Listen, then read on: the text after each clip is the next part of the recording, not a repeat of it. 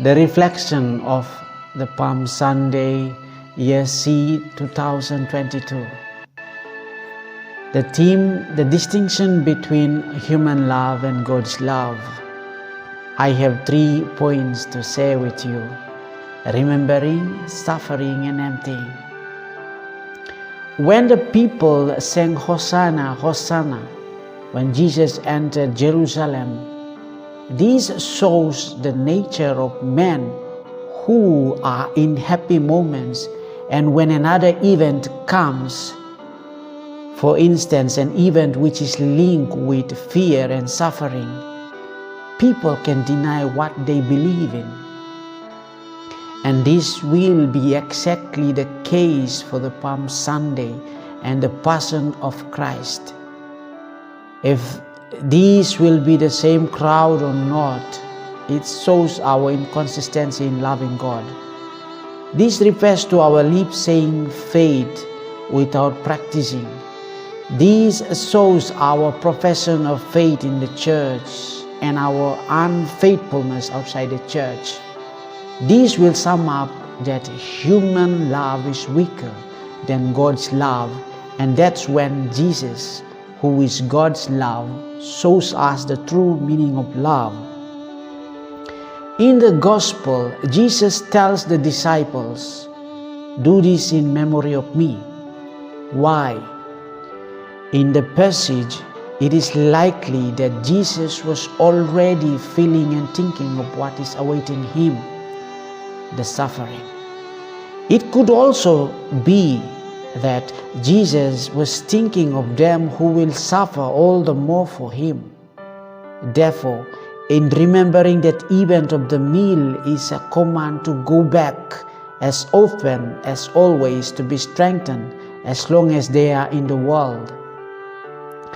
This passage therefore does not undermine the presence of Christ as remembrance, but a real presence where Christ gives himself to us to be nourished and strengthened.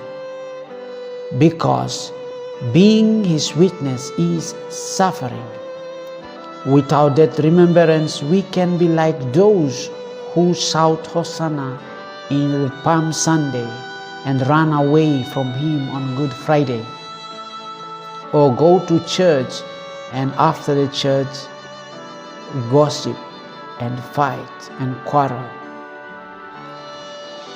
In the first reading, Isaiah talks about the suffering servant. The context of his reading is from the exile. The vulnerable continue to suffer injustices. So what happens even if there are persons who wish to speak out for the unjust? They become the persons who are persecuted by the oppressors. In this case, Isaiah, knowing all the consequences and suffering of his decisions, decided to follow his calling. He is called to teach, to listen to the people, and to listen to God. In doing so, he is persecuted, he is suffering because he speaks for the lowly, who are the victims of injustices, abuses. But he is faithful, even if it would cost his life. He gave his life for those who beat him and plucked his beard. He did not hide his face from their hitting and spitting.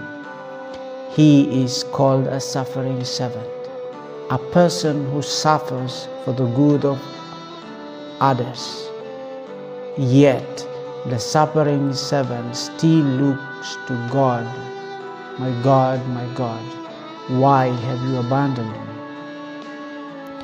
It shows someone who knows and trusts God is forsaken. Yet there is a true relationship because the servant cries out to God for help. As the Gospel reminds us of the reasons of remembering Christ's event in the meal, foreseeing the suffering, the hardships, of the suffering servant. The second reading adds another aspect of Christ.